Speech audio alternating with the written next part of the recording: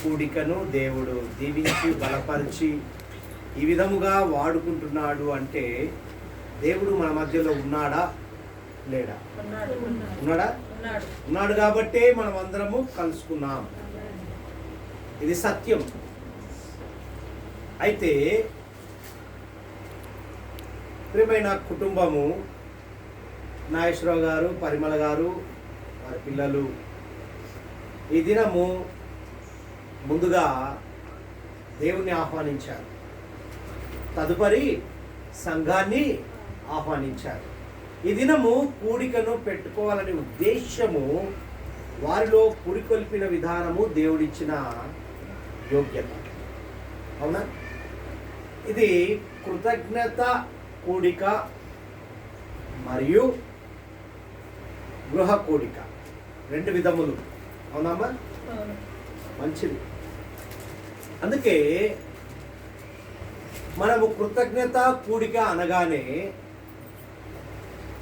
కీర్తన గ్రంథంలోనికి వెళ్తాం. 103వ కీర్తన 2వ వచనంలో ఏమని రాయబడి ఉంటుందండి? అక్కడ ఆయన చేసిన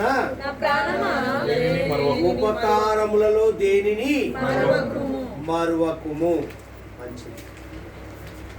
ఆయన చేసిన ఉపకారాలు దేన్ని మరవకుండా ఈ దినము వీరు కూడికను ఏర్పాటు చేసుకున్నారు. ఇంతవరకు బాగుంది. మరలా పౌలు భక్తుడు తెస్సలోనిక సంఘముతో మాట్లాడతాడు.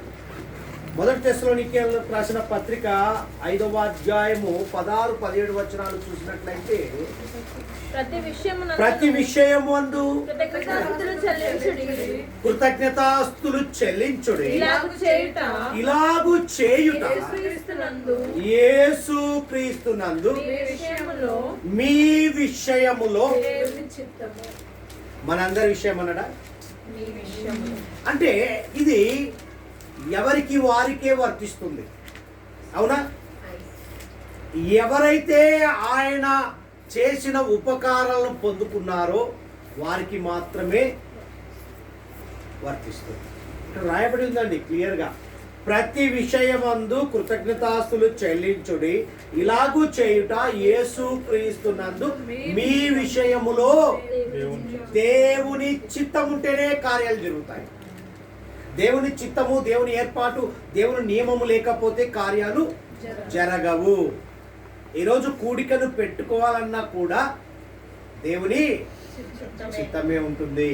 ప్రియమైన దేవుని కుటుంబమా, దేవుని సంఘమా, ఈ దినము ఇంతవరకు ఆయన చేసిన ఉపకారాలు దేన్ని మరవద్దు, మీ విషయమే దేవుని చిత్తము అని చెబుతున్న దేవుని వాక్యం సెలవిస్తుంది. ఈ రాత్రి వేళ ఒక చక్కని మర్మాన్ని దేవుడు బయలుపరుస్తున్నాడు. ఇక్కడ చూడండి, ప్రతి విషయంలో మనం ఏం చేయాలి? దేవుణ్ణి స్తుతించాలి. కృతజ్ఞత మీన్స్ ప్రతి విషయంలో దేవుణ్ణి స్తుతించాలి. మంచిది.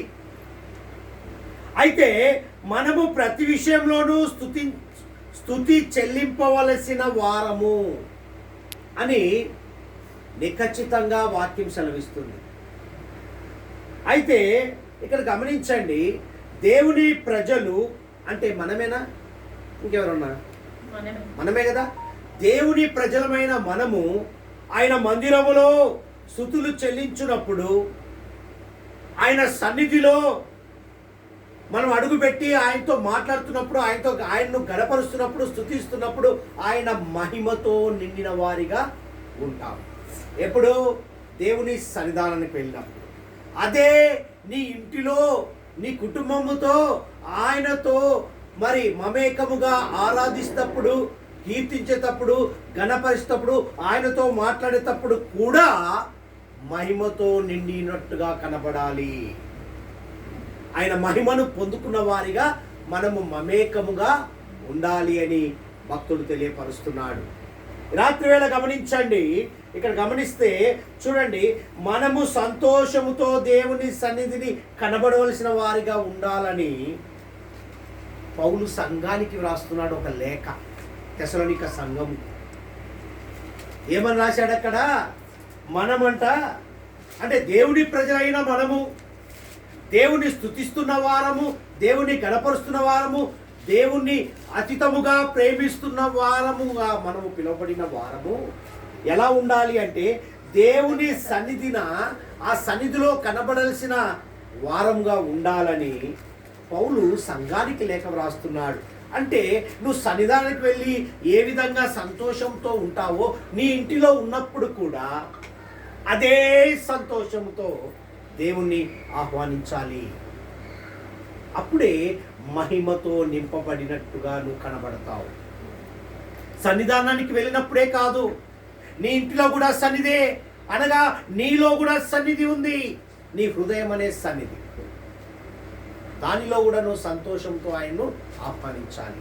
ఇక్కడ గమనించండి, అందుకే కీర్తనకారుడు రాస్తాడు చక్కని మాట. 50వ కీర్తన 23వ వచనంలో ఒక చక్కని మర్మం బయలుపరచబడింది. చూడండి 50వ కీర్తన. స్తుతియాగము అర్పించువాడు నన్ను మహిమపరచుచున్నాడు. నేను వానికి ఏ రక్షణ? దేవుని రక్షణ కనపరచును, వాని మార్గము సిద్ధపరచుకొనును. చూడండి ఏమని వ్రాయబడిందంటే స్తుతియాగము అర్పించువాడు నన్ను మహిమపరచుచున్నాడు.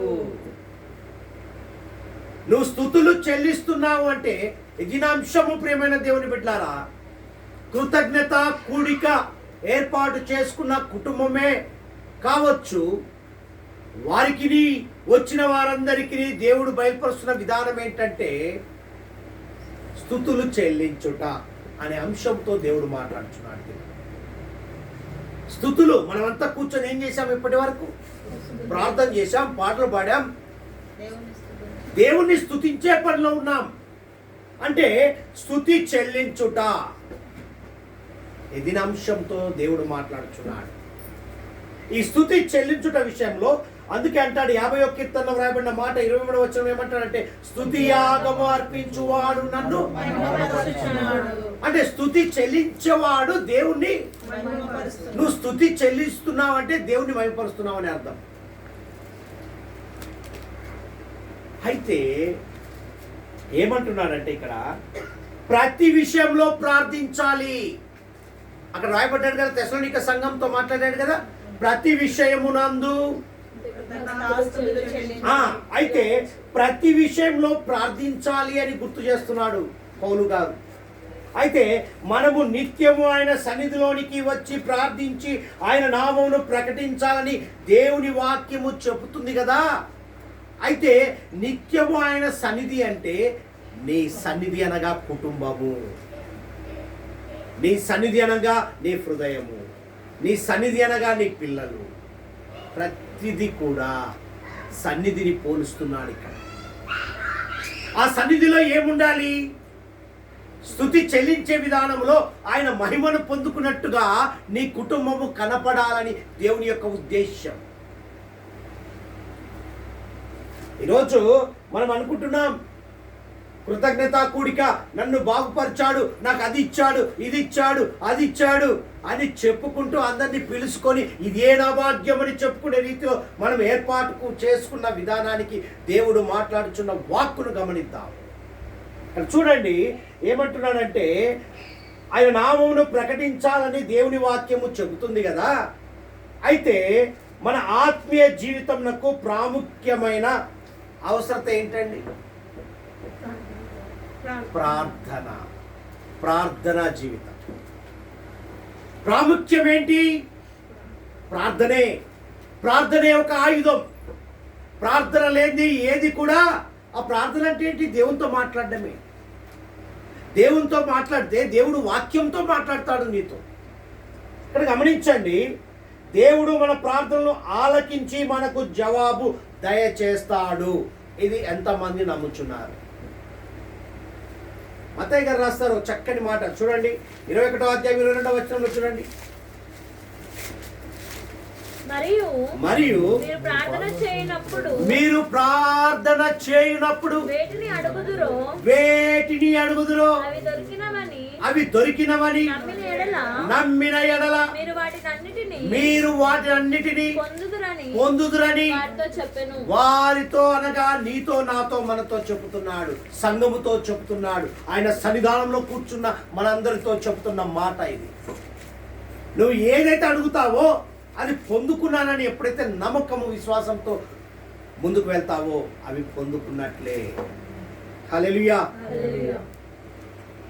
అందుకే ఏమని రాయబడింది? దేవుడు మన ప్రార్థనల్ని ఆలకించి మనకు జవాబు వచ్చేసింది. నువ్వు అది పొందుకోకముందే అది నమ్మితే, నువ్వు నమ్మితే చెప్తాడు ఒక స్త్రీతో. ఈరోజు కూడా దేవుడు అదే మాట్లాడబోతున్నాడు. అందుకే అంటాడు యోహాను భక్తుడు ఒక చక్కని మాట రాస్తాడు. మొదటి యోహాను పత్రిక, మొదటి యోహాను సువార్తలో చూడండి, అక్కడ రాయబడిన 5వ అధ్యాయం 14-15 వచనాలు చూడండి. యోహాను సువార్తలో ఆయనను బట్టి ఎవరిని బట్టి? ఆయన అంటే ఎవరు? దేవుని బట్టి మనకు కలిగిన ధైర్యం ఏదనగా. చూడండి, క్రైస్తవులకున్న ఒకే ధైర్యం ఏంటండి? విశ్వాసకున్న ఒకే ధైర్యము ప్రార్థన. ఆ ప్రార్థన అంటే ప్రార్థనకు జవాబిస్తాడు దేవుడు. అందుకే నువ్వు అడిగిన వాటిని పొందుకుంటున్నావు అంటే కారణం ఏంటి?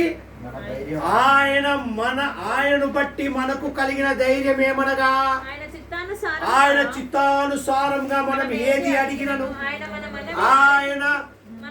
ఆయన మన మనవి ఆలకించుననిదియే. నువ్వు ఏది అడిగినా ఆయన ఆలకిస్తాడండి. నువ్వు అడగకనే పొందుకోలేకపోతే, అమ్మో అడిగితే ఏమనుకుంటాడు దేవుడు, నేనే కరెక్ట్ రావట్లేదు, నేనే ఆయన సన్నిధానంలో కనపడడం లేదు, నేనే ఆయనతో మాట్లాడడం లేదు, నేనే ఆయనతో గడపటం లేదు, మరి అడిగితే ఇస్తాడా? ఇస్తాడు. నువ్వు మాట తప్పుతావు, కానీ ఆయన మాట తప్పని మాట ఇచ్చి నెరవేర్చే గొప్ప దేవుడు అండి. నువ్వు మాట తప్పుతావు, కానీ ఆయన మాట తప్పని దేవుడు. వాగ్దానం ఇచ్చి వాగ్దానం నెరవేర్చే గొప్ప దేవుడు.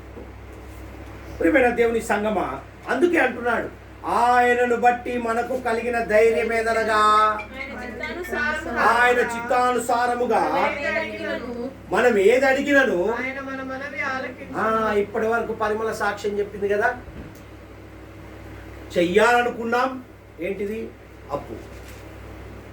1,00,000 రూపాయలు అవుతుందేమో ఏమో అన్నకాడే ఉంటాం. ఎప్పుడైతే దేవుణ్ణి అడుగుతామో దేవుడు నీ మొర వింటాడు. నీకున్నది ఏంటో నీ చింత యావత్తున ఆయన ఎరిగాడండి. నువ్వు అనుకోవచ్చు దేవునికి ఏం తెలియదులే అని.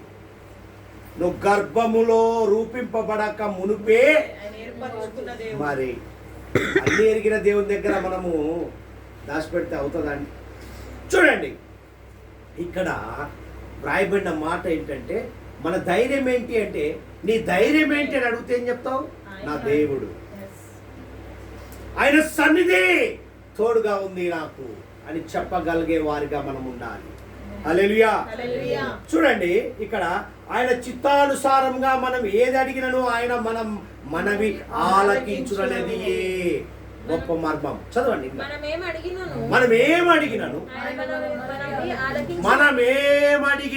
చూడండి, నువ్వు ఒక్కటి కాదు, 2 కాదు, ఆప్షన్స్ లేవు అక్కడ. ఒకటి ఇచ్చేసాడండి దేవుడు, ఇంకోటి అడుగుతూ ఏమనుకుంటాడో. మొకమాటక పడే దేవుడు కాదండి మన దేవుడు.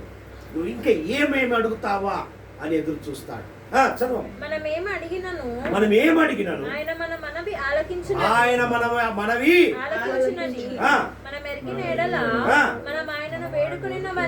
మనము ఆయనను వేడుకొనున్నవన్నీ మనకు కలిగినవని ఎరుగుదుము. హల్లెలూయా. ఎంత గొప్ప దేవుడు అండి. చూసారా? ఇది గమనించండి, చక్కని మర్మాన్ని బయలుపరుస్తున్నాడు దేవుడు. అంటే ఏమని అడుగుతున్నాడు?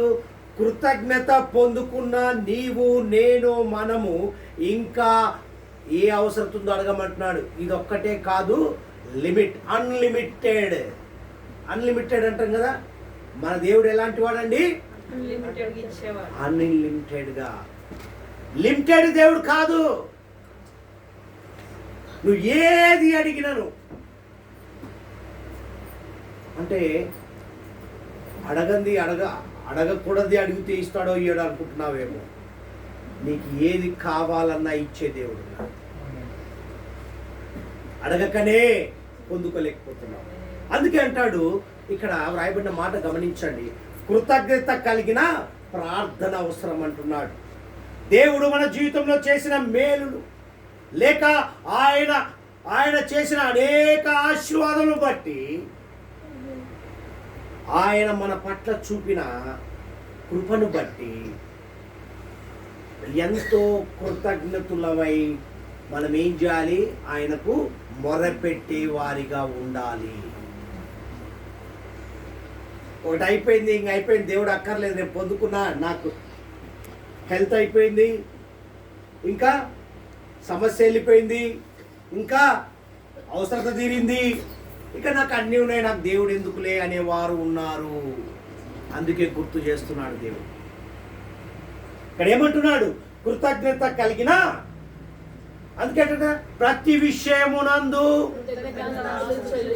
ప్రతి విషయం, అది చిన్నది కానీ పెద్దది కానీ ఏదైనా సరే, ఉదయం లేచినప్పుడు నుండి రాత్రి 12 వరకు కూడా నువ్వు కృతజ్ఞతలు చెల్లించేవారిగా ఉండాలి.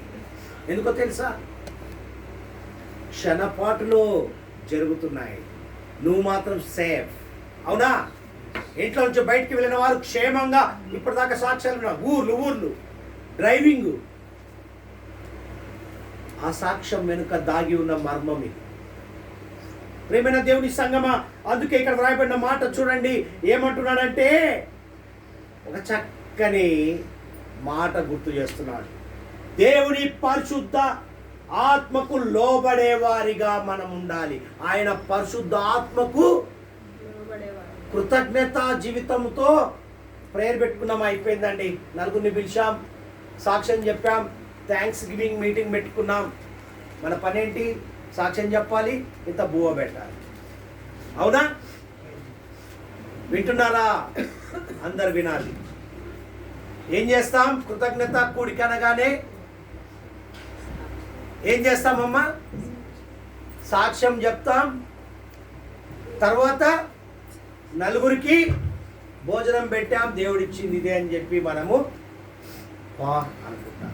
కానీ ఈ రాత్రి వేళ దేవుడు మాట్లాడుతున్న మాట చూడండి, దేవుని పరిశుద్ధాత్మకు లోబడేవారుగా మనం ఉండాలి. ఎందుకంటున్నాడు ఆ మాట చూడండి. అదే తెస్సలోనికే పత్రికలోకి వెళ్ళాం, మొదటి తెస్సలోనికే పత్రిక 5వ అధ్యాయం 19వ వచనం చదువు. 19వ వచనంలో బయలుపరచబడిన మాట చూడు. ఆత్మను ఆర్పకుడు. ఏ ఆత్మ? నీకు కృతజ్ఞత పొందుకో ముందు ఏదైతే ఆ ఆత్మ, ఏది ఆసక్తి, దేవుడు నాకు కార్యం చేస్తాడు, దేవుడిని అడిగితే కాదనకుండా ఇస్తాడు, దేవుడు నాకు అన్ని ఇస్తాడు అని అప్పుడు ఎప్పుడు పడితే అప్పుడు ప్రార్థన చేశావే, ఇచ్చేదాకా ప్రార్థన చేశావు, ఇచ్చాక ఏం చేశావు? మర్చి. అందుకే అంటున్నాడు, ఏమంటున్నాడు? ఆత్మను. ఏ ఆత్మ? చూడండి అక్కడ, ఆత్మను ఆర్పకుడి, ప్రవచించుటను నిర్లక్ష్యము చేయకుడి, సమస్తమును పరీక్షించి మేలైన దానిని చేపట్టుడి, ప్రతి విధమైన కీడునకు. హల్లెలూయా. నువ్వు కొంచెము నిర్లక్ష్యం చేస్తే కీడు వచ్చేస్తుంది, మరలా ఏమవుతుంది? వాని స్వభావం అట్లాంటిది. అందుకే అంటున్నాడు ఆత్మను ఆర్పకుడి. ఏ ఆత్మ? ఇక్కడ చూడండి, మనలో, జాగ్రత్త సుమా, మనమంట ఆత్మలో మండుచు అనేకులను ఈ ఆత్మ ద్వారా కదిలించే వారంగా ఉండాలి. ఏ ఆత్మ? మండుచున్న ఆత్మ ఏంటి? ప్రార్థన జీవితం. అదే కొనసాగింపు. నువ్వు కృతజ్ఞత పొందుకున్నా పొందుకోపోయి. అందుకే అంటాడు కదా, మా దేవుడు రక్షించిన ముగ్గురు వ్యక్తులు చెప్పారు. నువ్వు ఇస్తావయ్యో నాకు తెలియదయ్యా, నువ్వు మాత్రము మమ్మల్ని ఆత్మీయతలోని తీసుకుపోయే గొప్ప దేవుడు, సమర్థుడు. ఏదైనా మనం మాత్రం చేయలేదు. అందుకే అంటున్నాడు ఆత్మను ఆర్పకుడి. హల్లెలూయా. ఇది చదవం. ప్రతి విషయమునందు కృతజ్ఞతాస్తుతులు చెల్లించే వారిగా ఉండాలి. దేవుని చిత్తము మన పట్ల కార్యం జరిగింది. ఆమె ఒక్క వచనం కాదు, ఆయన చేసిన ఉపకారాలు దేనిని అందుకేనండి ప్రార్థన పెట్టారు.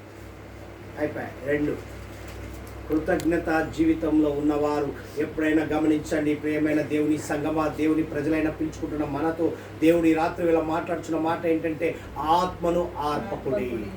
ఆ ఆత్మ ఏదైతే మండుచున్న ఆత్మ, ఆ ఆత్మ ద్వారా ఏమంటున్నాడు? కదిలించేవాళ్ళు, ఇతరులను కదిలించాలి. ఆ మండుచున్న ఆత్మ, మండుచున్న మంట ఏమవుతుంది? తగ్గుకుంటూ పోతుంటది. దాన్ని ఆర్తనే ఆగుతుంది. అలాగా ఉండాలని దేవుని యొక్క ఉద్దేశం ఈ రాత్రి వేళ మాట్లాడుచున్నాడు దేవుడు. చూడండి, అయితే ఏంటండి ఈ మండుచున్న ఆత్మ ఏంటి? దాన్ని మనం ఏం చేయాలి? ఆర్పకుండా కదిలించే వారిగా ఉండాలి అంటున్నామంటే ఏంటంటే తెలుసా? ఆత్మ మన జీవిత సాక్ష్యాల ద్వారా. నేను చెప్తూ ఉంటాను, నీ సాక్ష్యము ఒకరిని బ్రతికిస్తుంది, ఒకరిని మారుస్తుంది. అయితే ఈ కృతజ్ఞత జీవితము కలిగిన నీవు మండుచున్న ఆత్మతో ఇతరులను కదిలించేటప్పుడు నీ సాక్ష్యము ఎలా ఉంటుందంటే ఇతరులో అనేక ఆత్మ కార్యాలు చేసే విధంగా నడిపిస్తుంది. హల్లెలూయా. కార్యాలు జరిగించే వారముగా ఉండాలని పౌలు గారి యొక్క ఉద్దేశం అండి. అందుకే ఇంత లేఖ రాశాడు పత్రికల్లో ఆయా సంఘాలకు.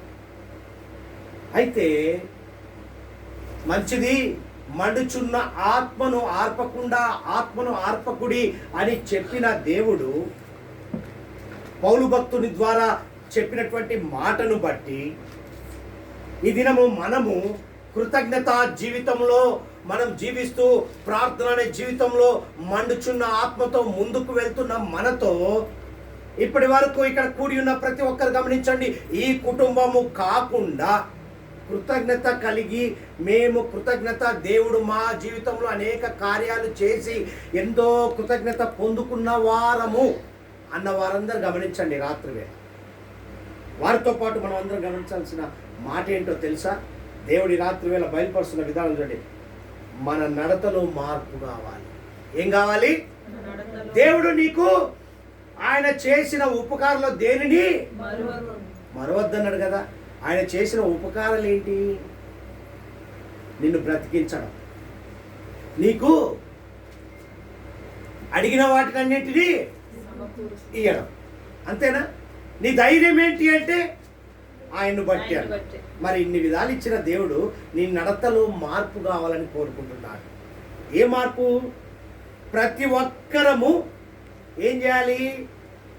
ప్రతి ఒక్కరి ఎడల నిన్ను వలె నీ పొరుగువాన్ని ప్రేమించమన్నాడు కదా. అయితే మనం ఏం చేయాలంటే ప్రతి ఒక్కరి ఎడల దీర్ఘశాంతము గలవారమై ఏముండాలి? దీర్ఘశాంతము గలవారమై ఉండాలని కోరుతున్నాడు. అంతే. ఆయన కోరేది ఏంది? మన నడతలో మార్పు ఏంటి? నీకు అడిగినన్ని ఇచ్చాడు, నీకు మంట ఆర్పొద్దు అన్నాడు, నువ్వు ఏది కోరుకుంటే అది ఇచ్చాడు. ఇచ్చి ఏమడిగాడంటే చిన్న మాట అడిగాడు, నీలో మార్పు కావాలి, దీర్ఘశాంతము నీలో చూడాలనుకుంటున్నాడు. మరలా అంటాడు, బలహీనులను బలపరిచేవారిగా కనపడాలి అంటున్నాడు. ఏది? దేంట్లో? విశ్వాసంలో. అంటే నీకున్న హోదా పక్కోడికి హోదా కల్పించమని అడగలే దేవుడు. నీకున్నాయి వాడికి కూడా చెయ్యని అన్నగలే దేవుడు. విశ్వాసంలో బలహీనులుగా ఉండే వాళ్ళను బలవంతులుగా చేయమంటున్నాడు. అంటూ మరలా ఏమంటున్నాడంటే ఇతరులకు సహాయము చేసేవారు. ఇది ఉట్టి మాటలు చెప్పలేదండి. పౌలు భక్తుడు రోమా సంఘంతో మాట్లాడుతున్న మాట, రోమిలకు రాసిన పత్రిక 15వ అధ్యాయం 1వ వచనంలో సత్యాన్ని బయలుపరిచాడు చూడండి. కాగా బలవంతులమైన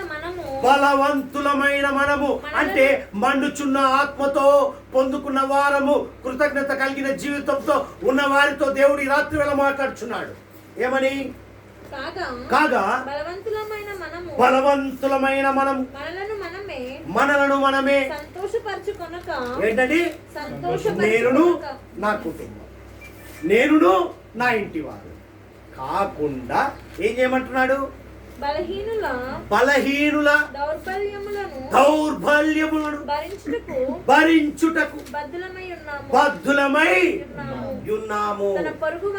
తన పొరుగువానికి క్షేమాభివృద్ధి కలుగునట్లు మనలో ప్రతి వాడును మేలైన దాని యందు అతనిని సంతోష. హల్లెలూయా. అంతకంటే ఏం కావాలండి?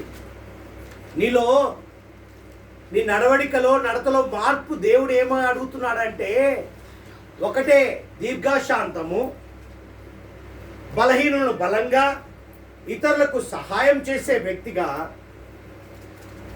ఇంకా ఏమంటున్నాడు? చక్కటి మాట, మరలా ఏమంటున్నాడు తెలుసా? ధైర్యము చెడిన వారిని ధైర్యపరిచేవారిగా. ధైర్యంగా ఉండి ఒక్కసారి బలహీనతలో పోతారు కదా, వారిని ఏం చేయాలి తెలుసా? అంటే ఏంటి అర్థం? పడిపోయిన నువ్వు పడకుండా పడిపోయిన వారిని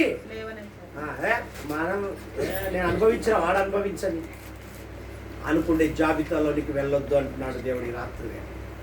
అందుకే ఏమంటాడంటే చక్కని మాట, అదే 12వ అధ్యాయం రోమిలకు రాసిన పత్రిక 12వ అధ్యాయం 19వ వచనం చదువు.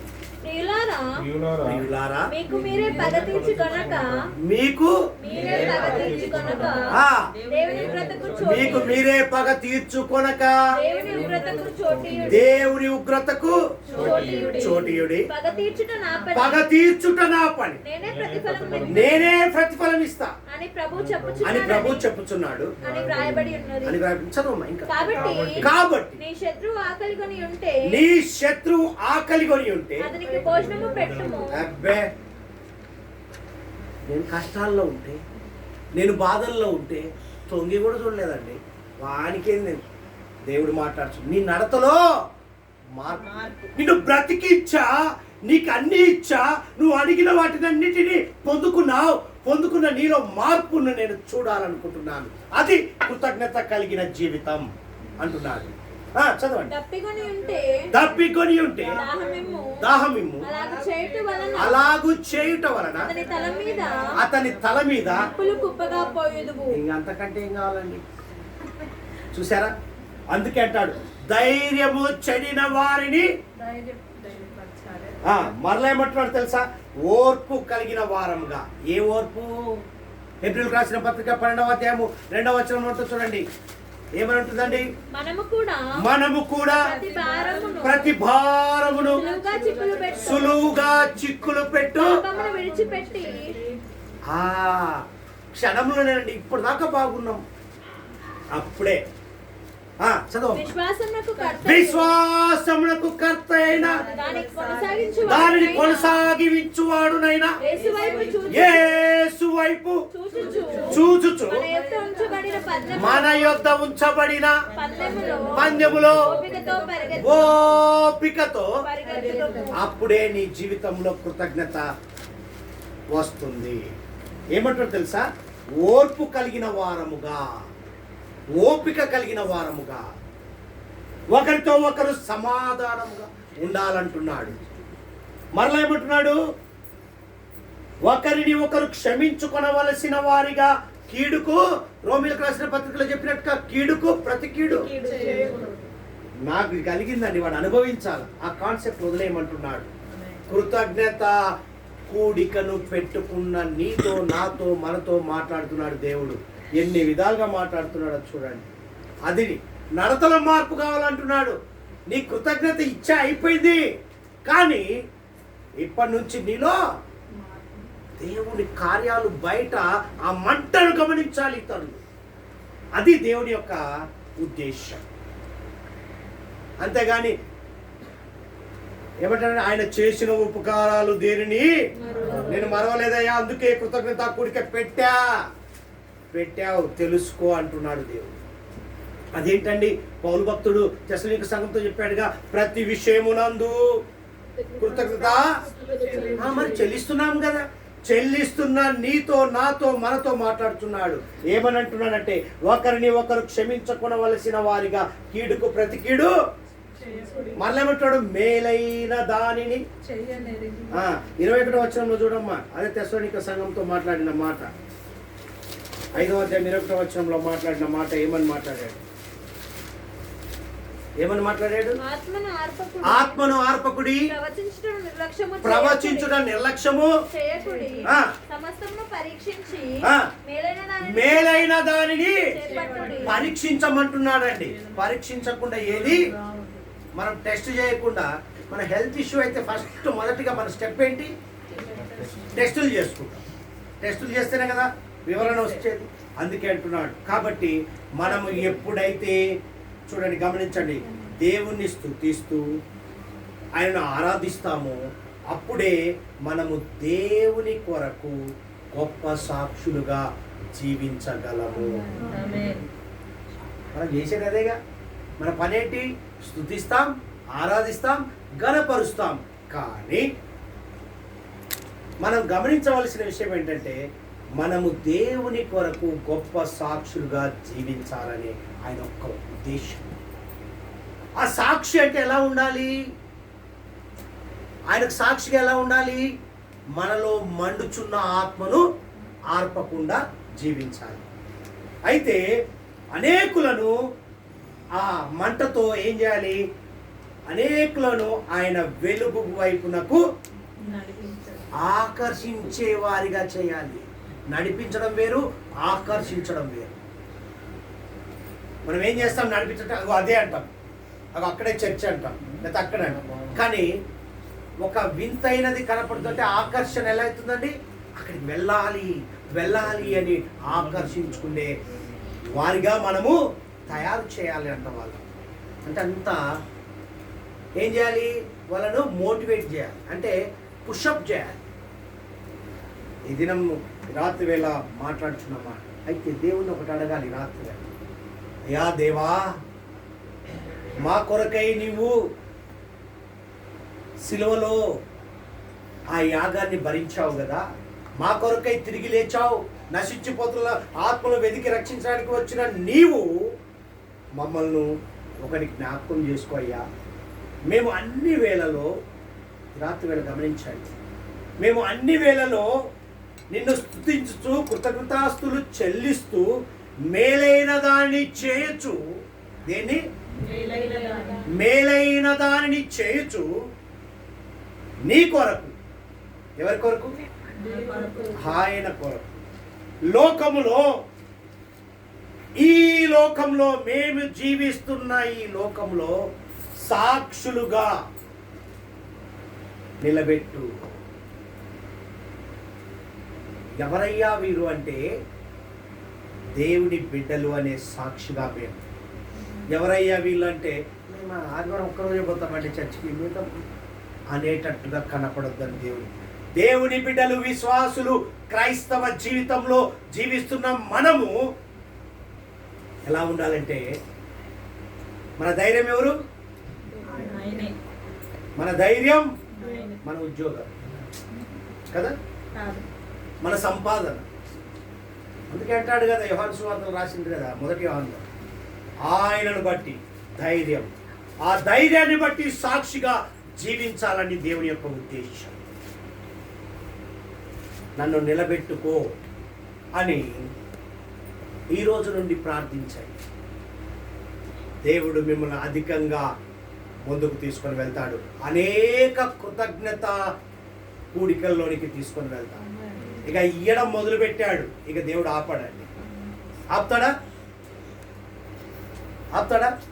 ఒక్కసారి ఇవ్వడం మొదలు పెడితే మనం ఆపుతామా? ఈ నెల కష్టంగా ఉందండి, దేవుడు ఇస్తాడు, కానీ బడ్జెట్ వేసుకుంటాం, ఈ నెల కష్టంగా ఉందని బ్రేక్ చేస్తాం. తప్పు. ఆయన ఏమంటున్నాడు?